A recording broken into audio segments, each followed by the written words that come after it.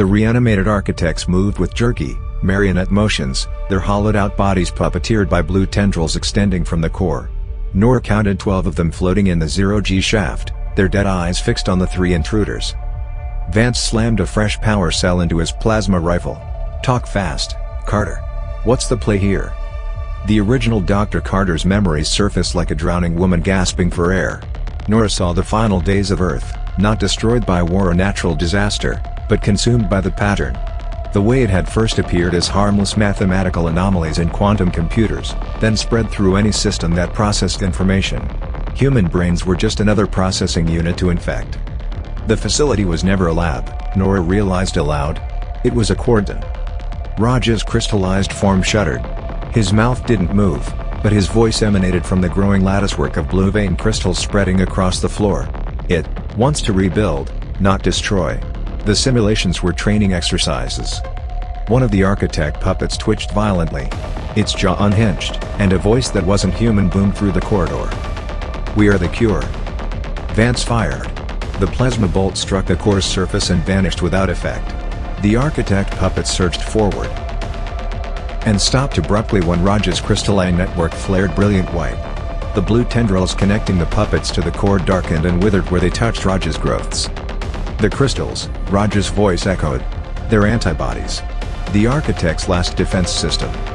Nora's wrist scanner, miraculously still functioning, displayed a new message. Carter protocol activated.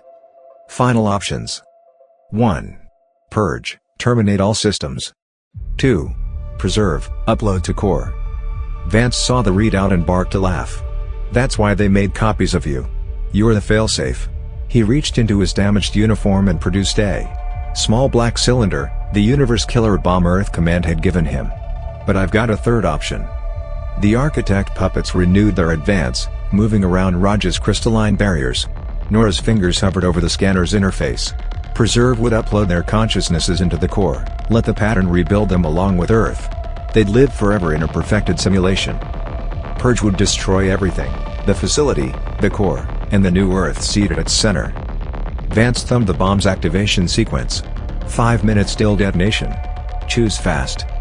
Raj's crystalline form suddenly shot new branches toward Nora, enveloping her wrist before she could select either option. "Wait," his voice pleaded. "Look deeper." Through the crystal's connection, Nora saw the patterns through nature, not a malevolent invader, but a fundamental force of the universe trying to repair itself. The original Earth had been dying long before the pattern arrived. The architects had discovered this and built the facility to preserve what they could. The simulations weren't experiments. They were incubators. The architect puppets froze as the core pulsed one final time. The glowing Earth at its center expanded outward, enveloping them all in blinding light.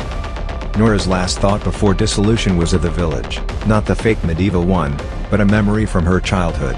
A real place. A real time. Then the pattern rebuilt her. Epilogue, 50 years later. The wind smelled of salt and pine as Nora walked the beach with her granddaughter. The child laughed as she chased seagulls, her bare feet kicking up sand. On the horizon, the ruins of an ancient facility jutted from the waves, all that remained of the core after it had rebuilt the world and dissipated. The architect's technology still occasionally washed ashore in the tides, harmless now. "Grandma." The child held up a peculiar blue crystal. "Look what I found." Nora smiled and pocketed it before the girl could see how her veins pulsed faintly blue where she touched it.